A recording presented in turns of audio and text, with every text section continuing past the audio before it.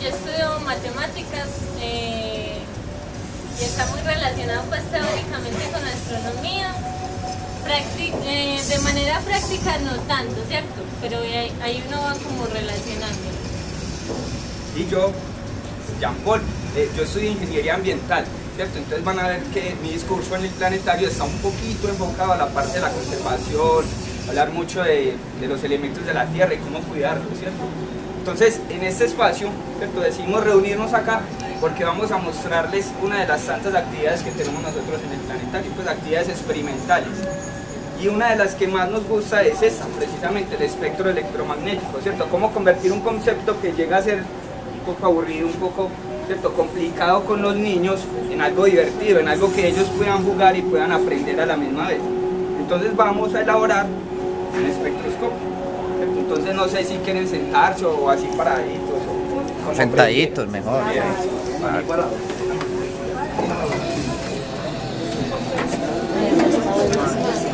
Ahí.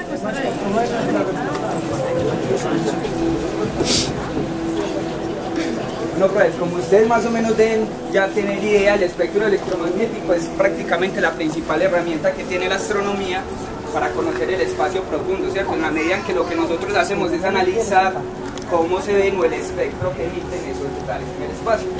¿Cómo jugamos nosotros con el espectro? Debido o dado al hecho de que cada elemento en la naturaleza tiene un espectro diferente, ¿cierto?, que podemos evidenciarlo y diferenciarlo, entonces lo que hacemos es jugar con eso.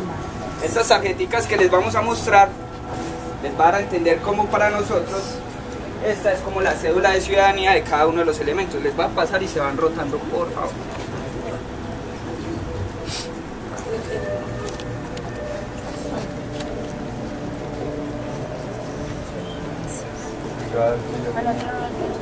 Ahí viene, ahí viene.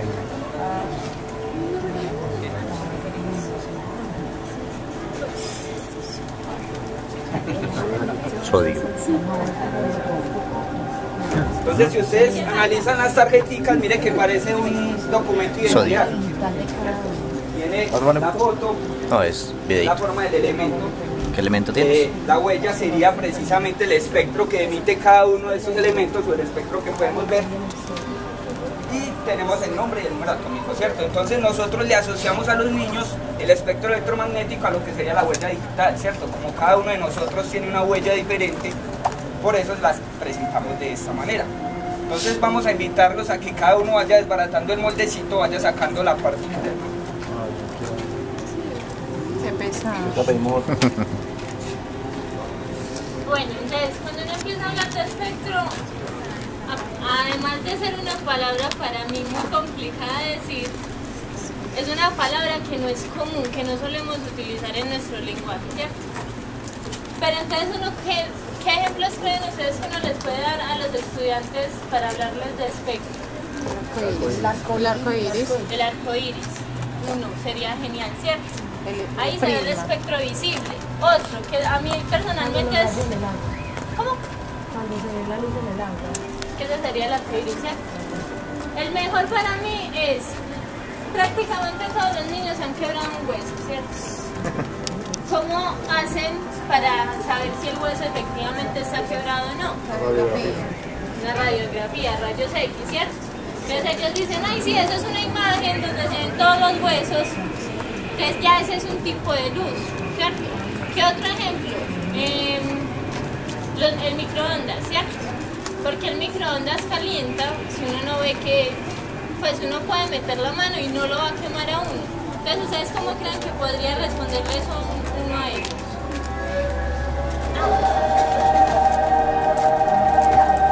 ¿Alguien falta moronita? No. Hay otro, bueno, el infrarrojo, con el control, ¿cierto? Cuando uno está utilizando el control remoto, sale una luz, pero una luz que no es visible, pero ahí está. Pero si uno empieza a taparle la salida de esa luz, la salida del control, ya uno se va a dar cuenta que no va a empezar ni a pasar de canales, ni a... Luego de que lo tengan así, esperen un momento que para armarlo primero tenemos que adicionarle algo, ¿listo? En el control remoto, eso. Entonces el control, listo, tapen la salida de esa luz que no es visible y ¿qué pasa? Funciona. Ya no funciona. ¿Cierto que no? Entonces listo, ahí estamos viendo algo que en realidad no se ve, está funcionando un tipo de luz que no es visible, pero está permitiendo que nuestros canales no se pasen, que mermemos el volumen o que simplemente apaguemos el televisor, ¿cierto? Ahora, vamos a repartirles estos pedacitos de CD, ¿cierto? Esta actividad, bueno, es también muy fácil de replicar. Uno puede llevarse el molde, inclusive que ellos mismos lo hagan, ¿cierto? O uno pasarle las plantillas y coger un CD y dividirlo en varios, ¿cierto? De cada CD salen como 6 cositas de esas y la idea es pegarla en este espacio blanco que vemos acá. Listo, entonces vamos a empezar a rotarlo, porfa. Cada uno coge de a un CD, de un pedacito. ¿Lo vas a rotar, porfa? Lo pegamos con esto, por favor.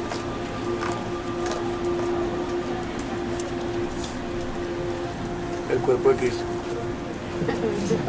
Comíamos de bien. Lo ideal sería con una cartulina negra también sale muy bien.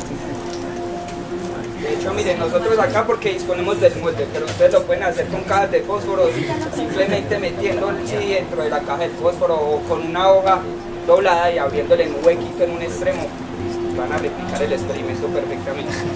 De hecho, una de las intenciones de escoger el espectro era que ustedes se llevaran la idea como una actividad más que nos dio el curso para replicarla. Ah. Me pega aquí el pedacito. También se les va a ir rotando cinta Para que lo peguen. puedan pegar los Sacan un pedacito y le van dando a los compañeros por espacio, listo.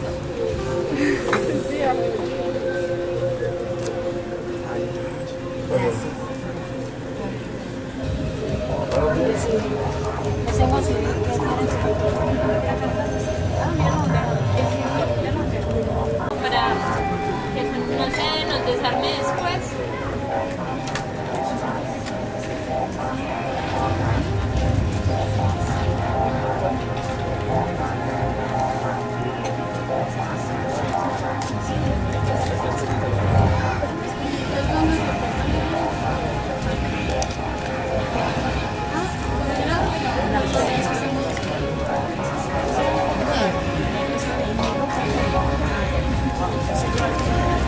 Dani, aquí.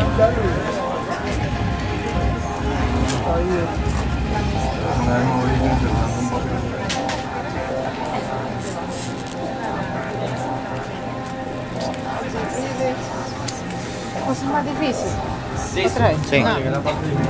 es que de hecho es mejor que no lo fuerce. Espera y le ponemos el litro. Ah, bueno.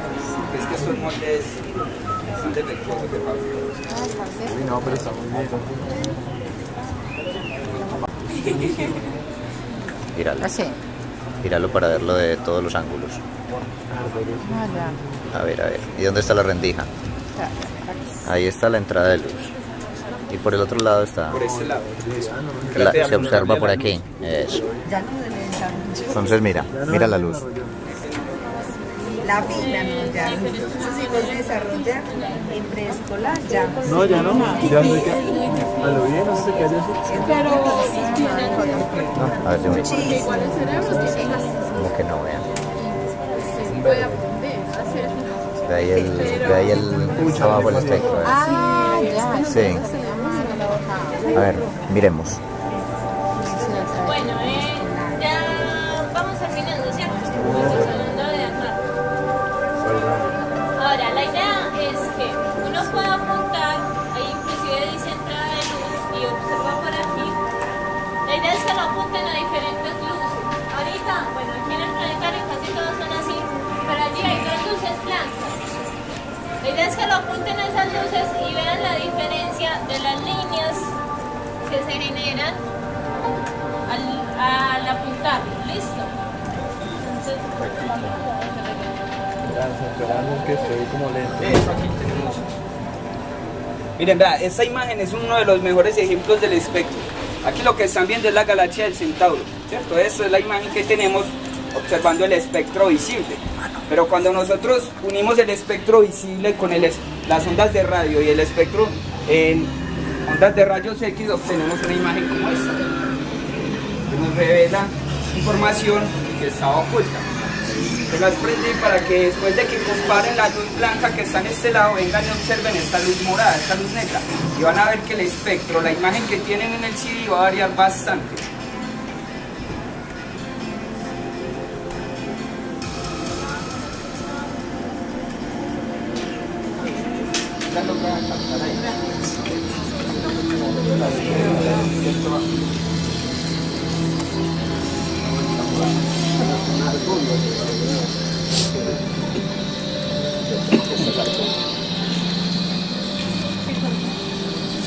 El gas que tienen estos bombillos. Y las blancas son lámparas de sodio, ¿cierto? Ah, no, o sí, ¿sí o no? Ah, no, ¿cuáles son las de sodio? Estas son las de neón. Las de neón, sí, de neón, sí. ¿Y estas otras son las de sodio? Estas amarillas. Sí. Y estas negras, esta luz negra. La violeta. Sí. La luz violeta, sí.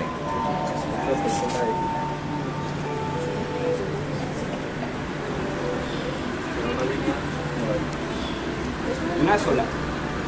La idea es que se debe de ver una imagen similar a la que están viendo en nuestras.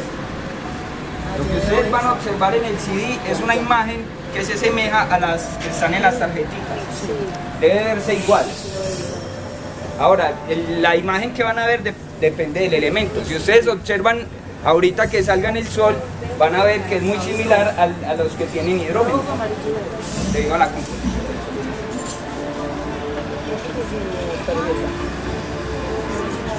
Y entonces, ¿cómo hago para ver así?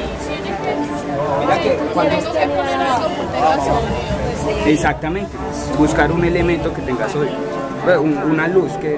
Ah, ¿es la luz o el elemento que me Sino que gusta? en este caso los bombillos, como tienen un gas específico por dentro, entonces lo que nos muestran es el espectro que tiene ese gas, ¿cierto? Por eso esta luz amarilla, esta luz morada y la luz blanca que hay allí nos van a mostrar cada uno un espectro diferente. Y como el CD tiene todo ese espectro, por eso es que podríamos ver uno u otro. Sino que cuando la luz llega al CD se fragmenta y nos permite ver todo el espectro que se está viendo. Sí, es un espejo ahí nomás. Sí, es una rejilla, o sea, es una rejilla, porque el CD tiene grabados pequeños surcos, entonces lo que hace es descomponer la luz en el espectro y por ahí derecho, pues, separarnos el... De hecho, este es darnos la marca espectral de los... Bastante las líneas negras, son las que realmente marcan el espectro. ¿Cuál? ¿Esta luz oscura? Sí. Es que debemos... Es mejor levantarse para que la luz les llegue directamente al centro. Disculpe,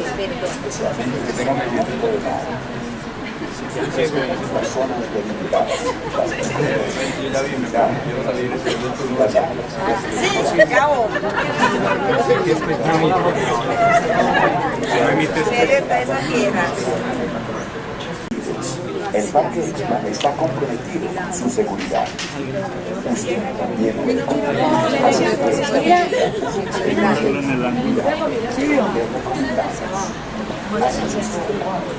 experiencias en diferentes espacios. Las personas a su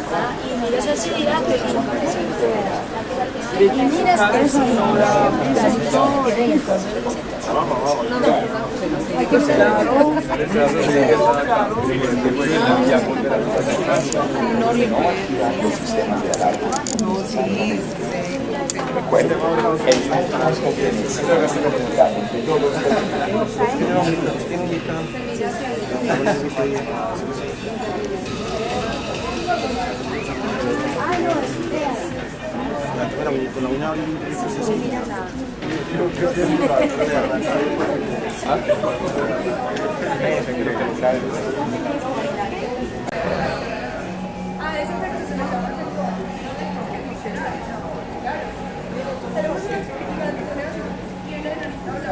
¿Sí te da? ¿Cómo me moví? Ah, esa foto es bellísima. Esa es la mejor. Mira aquí en el display. Entonces yo la jodo. Que te están buscando para fotos. ¿Ah, sí? Allí, observando desde allá. Ayudarnos por que es la mía, no la de celular. Bueno, quietos para la foto pues. ¿A qué se les parece esta esfera que hay acá? A la Tierra. ¿Y qué tiene de diferente a las imágenes que normalmente vemos? No es azul. No hay colores, ¿cierto? Listo. La idea acá es representar la Tierra sin agua, ¿cierto? Por lo general uno está acostumbrado a ver la Tierra, una imagen satelital posiblemente, y ver un montón de agua. La parte de tierra muy pequeña, ¿cierto? ¿Cuál es la proporción en cuanto a agua y tierra? 3/4 partes, ¿cierto? Pero no, esa proporción es superficial. Resulta que el volumen total de la Tierra, el agua ocupa el 0.13%. Eso es muy poquito. Y miren que aquí, en cuanto a tamaño, no cambia mucho si le quitáramos todo el agua que tiene, ¿cierto? Bueno, aquí está un poquito bonita, pero en realidad sería como más deforme. Ahora, si le quitamos toda esa cantidad, ese 0.13% del volumen de la Tierra, en cuanto a agua, alcanzaríamos a formar una esfera del tamaño más o menos. ¿Se acuerdan la pelota que nos dieron de la Tierra? Sería una pelota de ese tamaño, ¿cierto? Siendo este el tamaño de la Tierra. Eso es muy poquito. O sea, más o menos del tamaño de un puño. Exacto, Sí. algo así, ¿cierto? Sí. Veanla acá. Siendo esta la Tierra, este sería el total del agua, ¿cierto? De todo el agua. Estamos hablando tanto de agua salada como agua dulce, ¿cierto? Ahora, ¿cuál será la proporción en cuanto a agua dulce y agua salada? Mayor agua salada.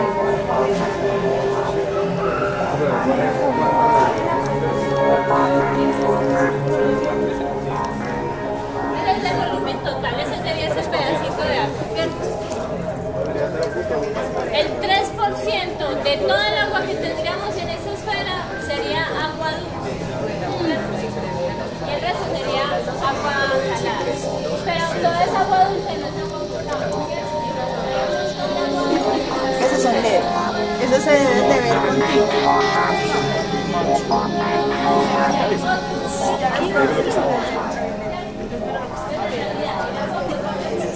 Es un procedimiento continuo.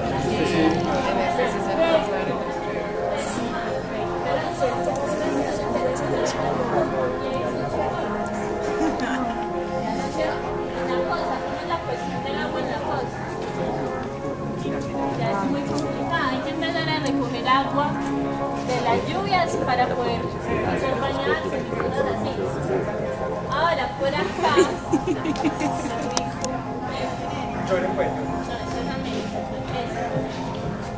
esta isla de acá, creo que se llama Groenlandia. Sí, Pero creo sí, que Groenlandia. sí. Y esa isla, en este momento ya no hay nada de agua potable.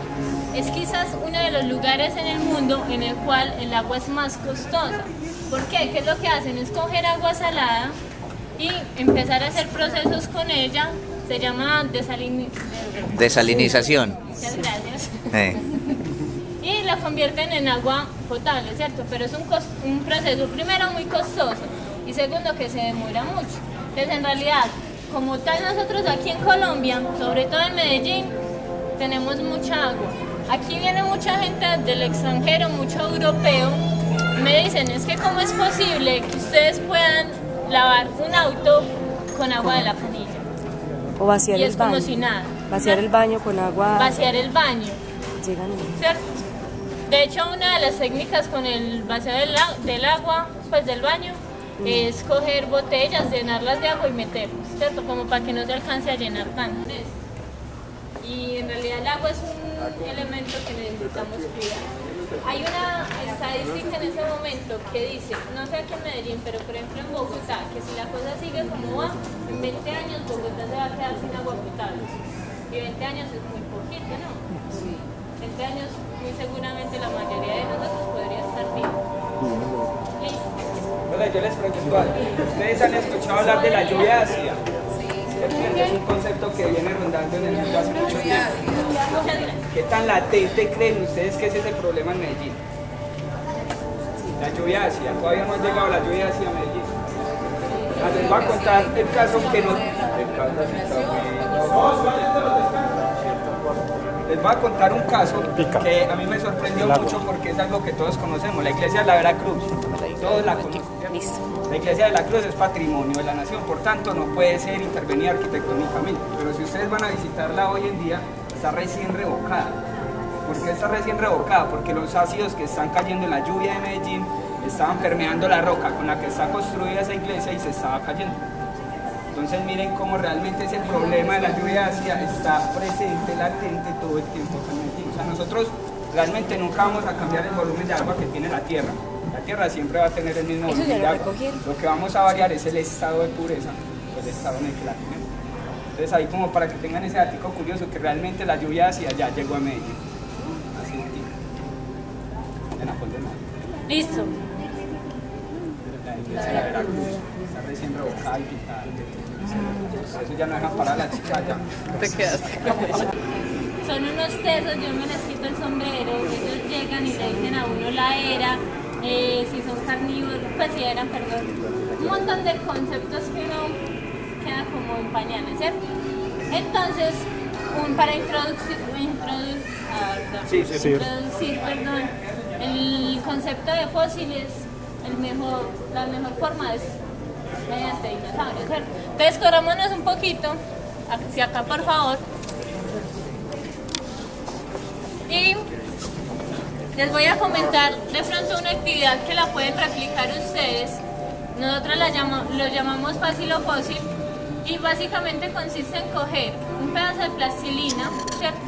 Y marcar uno de esos dinosaurios pequeños de goma, marcarlo sobre la plastilina. ¿Conocen el yeso, cierto?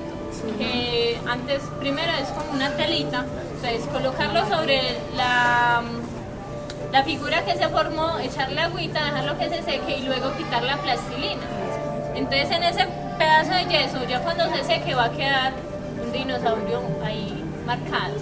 Entonces a ellos les encanta eso y ahí uno puede empezar a hablar sobre procesos de fosilización.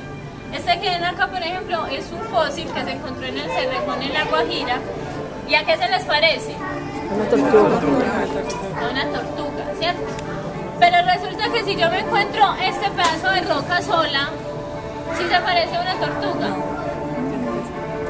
De hecho, ese es uno de los grandes problemas de la astrobiología. Como lo decía ahora Juan Esteban, nosotros estamos buscando vida, pero estamos buscando algo que no conocemos, ¿cierto? Buscamos vida como la conocemos, pero es que ¿quién nos dice que solo está la forma de vida?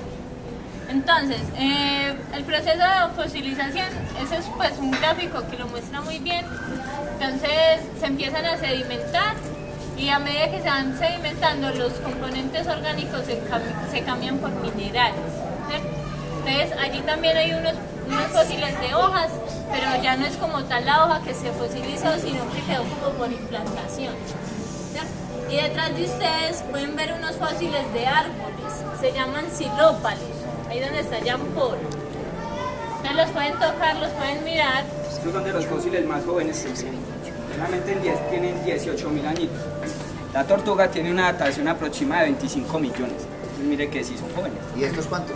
18.000. Apenas 18.000 años. Jóvenes, ¿no? Sí, sí. Algo muy interesante que tienen los xilópalos es que miren que no solo se conserva la estructura externa del ser vivo como tal, sino la interna también. En este de acá podemos observar cómo se ven los discos de crecimiento del árbol, también están utilizados. Estos discos sirven entre muchas otras cosas para adaptar el clima de hace muchísimo tiempo. Ellos detallando la forma en que crecen o dejan de crecer los discos, pueden determinar el clima que había hace 18.000 años cuando ese árbol estaba vivo. Me carga la camarita para que grabe. Bueno, vamos por aquí.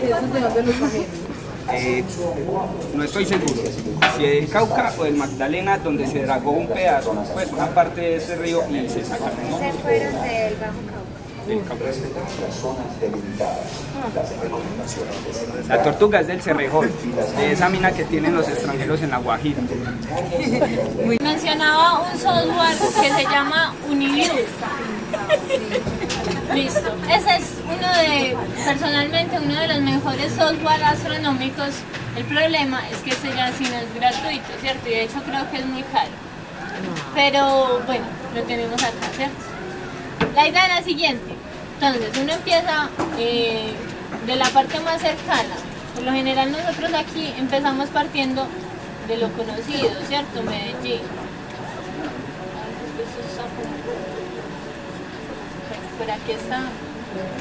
Estamos. Entonces la idea es partir desde Medellín. Esa partecita de acá sería el Valle de Aburrá, ¿cierto? Que es como un caballito de mar al revés. Y por ahí en la mitad está Medellín. Eso sería el Nevado del Ruiz. Por acá está Bogotá. Esta parte de acá. Comparen pues el tamaño de Bogotá con el de Medellín. No siendo todo esto Medellín. 4 veces. 4 veces, es mucho. Por aquí vemos la Sierra Nevada de Santa Marta. Sería esta de acá, La Guajira. Y así, ¿cierto?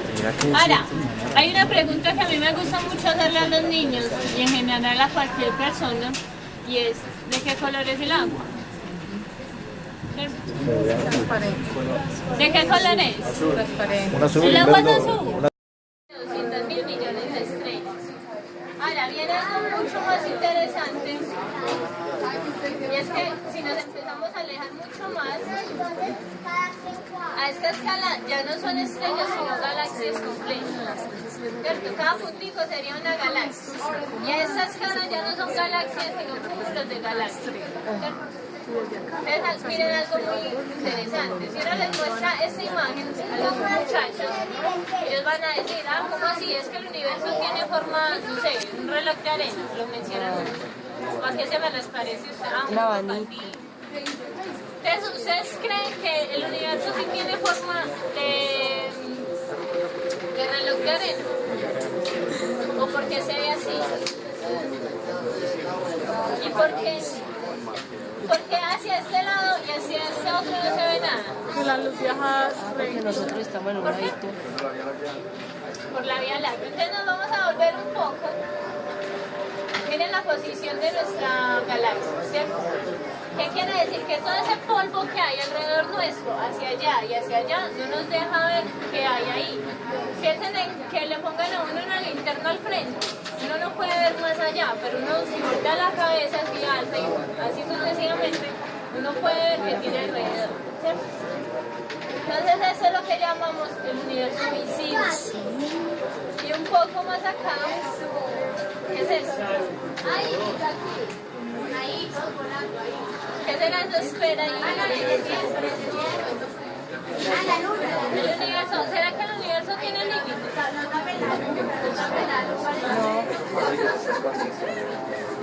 Está en constante expansión. Esto que vemos aquí es la radiación cósmica de fondo. Y realmente es la imagen más antigua que se tiene del universo. O sea, el universo en pañales, por decirlo de otra manera. El hombre, con la tecnología que tiene, con la física que posee, puede saber qué pasó del Big Bang 10 a la 40 a la menos 42 segundos. Eso quiere decir 0.420 43. 43, bueno, 43 segundos. 0.43 ceros y ahí sí póngale un 1 segundos. Eso parece una bobada, pero en realidad eso es lo que no nos permite saber qué pasó justo en el momento en que se dio la expansión del Big Bang. Hasta ahí hemos llegado. Esa es muy buena pregunta. ¿Ustedes qué creen? Para hacer la pregunta. Acá estamos que por qué se origina la forma geométrica. Acá, si uno lo ve, uno dice, bueno, es que el universo tiene forma de esfera, pero sí lo tiene. Listo, cuando uno envía ondas desde la Tierra, ellas se mueven, ellas se esparcen de manera uniforme. Y eso es lo que nosotros abarcamos, ¿cierto? Pero el universo no tiene forma, no la sabemos pues, ¿cierto? Entonces acá pueden haber un montón de cosas. Si yo a ustedes los meto en un cuarto oscuro al cual nunca han entrado, ustedes me pueden afirmar que ahí no hay nada, simplemente porque no lo ven. ¿Cierto que no. Les puede haber un montón de cosas, pero es que no tenemos la capacidad de ver, ¿cierto? Entonces, esa es la imagen más antigua que se tiene del universo. Y hasta ahí es hasta donde hemos logrado llegar, ¿cierto? Ahora, Paul, ¿dónde continuamos? ¿Qué estás qué? ¿Son de qué? ¿Qué dije? No, sí, ¿qué fue lo que Las dijiste? imágenes en tiempo real. ¿Yo qué dije? Sí, eso es. Mira, aquí también es importante. O sea que en Europa ya es de noche. ¿En tiempo real o simulado? No, real. O sea, es que lo que hace el Uniview, muchachos, es consultar en tiempo real lo que haya en las grandes bases de datos de origen geoespacial y espacial. Entonces, lo que haya registrado en la base de datos, allá lo va a consultar. Entonces, esta es la imagen meteorológica de la Tierra, o sea, superpuesta la capa de nubes actual sobre un modelo de la Tierra. Entonces, miremos, por ejemplo, que en Europa ya es de noche, ¿sí? Ya serían las 6 de la tarde. Correcto, en Europa ya es de noche, esa.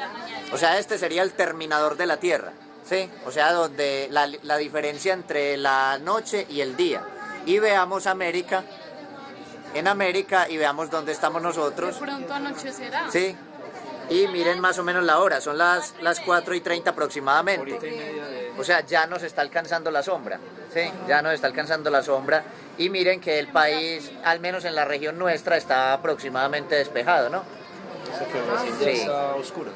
Sí. ¿Cómo? Cierta parte de Brasil ya está a oscuras. Así es. Brasil es muy grande. Sí, en Brasil ya hay algunos. Uy, Argentina. Miren, por ejemplo, la contaminación lumínica del Nilo. ¿Del qué? Del Nilo, el río Nilo. ¿Cierto?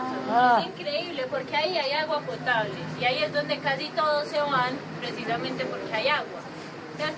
Miren que en general África no es ni tan... Y miremos los sitios de los observatorios, aquellos bien importantes. Por ejemplo, el norte de Chile, en este momento está de día, ¿cierto? Pero miremos, por ejemplo, en Sudáfrica. En Sudáfrica hay un buen complejo de telescopios, pero miren que en la zona costera está descubierta. La zona costera está descubierta. Está cubierta con luces, pero existen muchas porciones completamente oscuras. O por ejemplo, miremos Australia. Australia también. Sí, al contrario, eso, el Pacífico. Y bajando en la imagen, eso. Y miren que, Ay, hay una parte de día. miren lo que pasa. Sí, también es una región que está, pues es una zona que tiene mucha, digamos, muy baja densidad de población. Entonces, Sí. sí. Muy desértico. Bueno, Canadá, entonces aquí Canadá. uno ve también que la Tierra como tal tiene norte y sur, pero por convenciones nuestras, ¿cierto? Si uno mira... Se me perdió América. A Groenlandia ahí pasó, esa es América. Esa es América, ¿cierto? Esa es América del Norte, pero si uno lo empieza a girar y si uno le llega a un niño, muy seguramente, con esa imagen, él le va a decir, no, eso no es América, ¿cierto que no? Porque estamos acostumbrados a ver Por ejemplo, así. ahí. Entonces, si usted le dice, ¿dónde está Colombia? Se le va a complicar. Entonces también es muy interesante empezar a mostrarle las cosas que no necesariamente tienen que ser como lo decimos normalmente, ¿cierto? Ese es el norte y el sur geográfico, pero es que ¿quién me dice que para mí ese no puede ser el norte? Y eso les desarrolla muchas cosas, cambiarle el prototipo natural que ellos tienen. Exacto. No, pero, Listo, o sea, si palabra ellos sí. no supieran y nunca hubieran... Respetando las zonas delimitadas, las recomendaciones de seguridad Tocame, y las áreas ahí un restringidas. poquito de evidencia. Entonces, esta experiencia, a mí me gusta mucho traer los grupos inicialmente acá, porque cuando uno le dicen que lo van a llevar al planetario, uno lo primero que quiere que hablen es de pertenencia, ¿cierto? Entonces, esta experiencia es muy bonita porque nos permite darnos una idea de los tamaños y de la diferencia que hay entre nosotros y el resto de cuerpos del sistema solar. Entonces, como le estaba diciendo Diana, este sería el Sol, ¿cierto? Ese sería el tamaño real de cada uno de los planetas, lo que nos permite a nosotros hacer como un análisis de la masa. Realmente esa es la intención de esta experiencia. Esta cifra, miren, ¿cierto? Este sería el volumen del Sol respecto al resto del sistema solar. Entonces, eso nos deja un 0.15%. Y si nosotros hacemos cuentas y tenemos 8 planetas, tenemos 5 planetas enanos, tenemos más de 32 millones de asteroides con más de 100 kilómetros de longitud, tenemos más de 182 lunas, y todo eso que les acabo de mencionar está en ese 0.15. Bueno, mejor dicho, está en el 0.7 porque Júpiter tiene 0.7. O sea que eso es una muy buena estrategia para sorprender a los niños, para amarrarlos. Ahora, esta experiencia no solo nos permite hablar de los planetas y de las escalas, sino que también nos permite hablar un poquito de mitología, el nombre de cada planeta. Mercurio, ¿cierto?, el mensajero de los dioses; Venus, la diosa de la belleza y el amor; la Tierra, Marte, el dios de la guerra.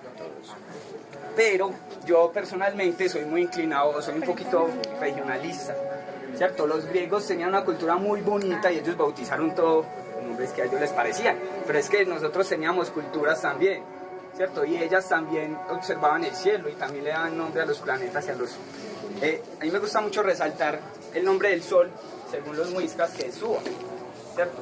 El nombre de la luna, de Selene, para los muiscas sería Chía. Entonces esta experiencia nos permite a nosotros abordar una gran cantidad de temáticas en ese punto. No voy a entrar en detalle porque estoy seguro que cada uno de ustedes ya ha venido y ya sabe más o menos características de Júpiter, de Saturno, ¿cierto? Y les quiero mostrar esta otra herramienta, que si bien esta es muy útil para con los niños, esta es mucho más útil. Y mucho más útil porque miren que ustedes la podrían cargar y llevar a muchos lugares. Esta es una escala del sistema solar. Este es el Sol, ¿cierto? Entonces, si este es el Sol... Muchas gracias. Si van el Sol. Entonces, si este es el Sol y esta es la Tierra, ¿cuál sería la Tierra acá? Miren, está en la punta de ese palillito. Es una chaquirita. Pero les digo que es mejor en la medida en que no solo hablamos de escalas de tamaño, sino también en escalas de distancia. Si este fuera el Sol y esta fuera la Tierra, basta con ubicar esta esfera, bueno, este palillito a 27 metros de esta esfera y tendríamos una escala real de las distancias. Eso lo tienen ustedes a disposición en cualquiera de sus instituciones, ¿cierto? También nos permite hablar de la nube Oort, ¿cierto? Si la Tierra, ese es el Sol y está a 27 metros, lo que estaría representando una unidad astronómica, y sabemos que la nube Oort se encuentra aproximadamente a 100.000 unidades astronómicas. Entonces, la nube de Oort, si este fuera el Sol, estaría a 270 kilómetros de este lugar, aproximadamente. O de aquí a la estación espacial, para redondear un poquito. Entonces, mire que esto nos permite abordar muchas cosas. Esta esfera tiene el tamaño de un balón de fútbol. Entonces, es muy fácil que ustedes lo repliquen donde ustedes trabajan, ¿cierto? Esta otra escala de acá, que ustedes tienen un mejor elemento, que es esa pelotica, nos permite hablar es de la Luna, ¿cierto? Como la Luna, aunque aparentemente está muy lejos, cuando hablamos de las verdaderas distancias en el universo nos damos cuenta que está allí, a un segundo luz, ¿cierto? Está muy cerca realmente. Entonces es muy bueno estos elementos porque sorprenden mucho a los niños, y a los adultos también. La mayoría de las personas que vienen acá todavía cuentan con Plutón como un planeta. Está señalando por aquí que ahí estaría Plutón. Entonces es una experiencia muy buena en la medida que nos permite no solo abordar la temática de la escala del tamaño, sino también la escala en distancias. Un datico: ¿cuál será el porcentaje de masa de la Tierra en el sistema solar? 0,003%. ¿Cierto? Ahí como para que... 3 milésimos. Más o menos. 0,003%. Ese sería el porcentaje de masa de la Tierra. En esta escala de este tamaño, siendo esta la Tierra y esta la Luna, ¿cuánto creen, a cuántos pasos podrían estar ellos separados? Casi 30 pasos. Casi 30. No, por eso el Sol está más cerquita. Si son 27 al Sol. Serían estarían 3 pasos. 3 pasos. ¿Cierto? Entonces uno empieza a jugar con ellos. Bueno, para si usted la Tierra. O sea, pasos, no huellas. Pasos. Pasos. Bueno, con los niños Pero tocaría depende de un los poquito pasos. más grande, ¿cierto? Eso, pasos Para largos. si usted la Tierra y usted va a hacer la Luna, empieza a moverse, ¿y dónde cree usted que puede estar la Luna, cierto? Entonces ya saben, más o menos esta escala está a 3 pasos. Vamos acá. Inicialmente la que nos invita a la experiencia, que es hablar de por qué Urano y Saturno tienen una superficie tan uniforme, ¿cierto? Que en pocas palabras, es debido a que sus gases en la superficie se encuentran en estado de neblina, entonces lo que tenemos es una cortina que no nos deja ver realmente el comportamiento del planeta. Pero hay una temática muy interesante, que realmente no está diseñada para hablar de ella, pero es precisamente cómo se produce la neblina. Normalmente la neblina se produce cuando una masa de aire muy caliente choca con una montaña, la montaña lo enfría, condensa las gotas de agua que hay en la humedad del aire y pues se formó neblina. Nosotros aquí no lo formamos con temperatura, sino que lo formamos con sonido. Con sonido. ¿Cómo lo hacemos? Miren, lo que les acabo de sacar aquí es un baflecito que emite un sonido, una frecuencia, la cual hace que las moléculas del agua empiecen a vibrar y se separan. Si ustedes perciben esta neblina van a notar que no es fría, ¿cierto? Debido a que no se produce con temperatura. Entonces, ¿cómo lo producimos? Miren, simplemente hacemos un contacto, echamos agua, energía, sonido y neblina. Entonces es muy agradable esta experiencia para tratar una temática que miren que no es realmente astronómica, pero que también es muy sorprendente. No, pues sí lo es. En todos los planetas que tengan gases hay algo que hablar de estas cosas, ¿no? De hecho, este nivel, sí. Yo siempre les digo algo a las personas, o sea, nosotros realmente no podemos viajar en el espacio, ¿cierto? No nos hagamos todavía como esa idea, porque ir a la luna no es viajar en el espacio, es que la luna está allí cuando hablamos de distancias tan grandes. Entonces nosotros lo que hacemos es observar el espacio y compararlo con la Tierra. Lo que vamos a ver en este nivel es precisamente los fenómenos geológicos o climáticos que se dan en la Tierra y cómo a partir de lo que sabemos de ellos aprendemos de los otros planetas. Un jueguito que es muy bonito acá y es hacer tornados. Eso también es una temática que tratamos nosotros con los niños y simplemente es hacer girar el gas. Esa misma sorpresa se la llevan todos los visitantes cuando intentan hacerlo. Se quedan media hora. Ay, wow. No, pero hoy lo hacen, los niños son más ágiles que nosotros. Mire, ¿quién sabe por qué los buñuelos se voltean solos? Los buñuelos se voltean solos. ¿Será que esa pregunta sí tiene cabida en el planetario?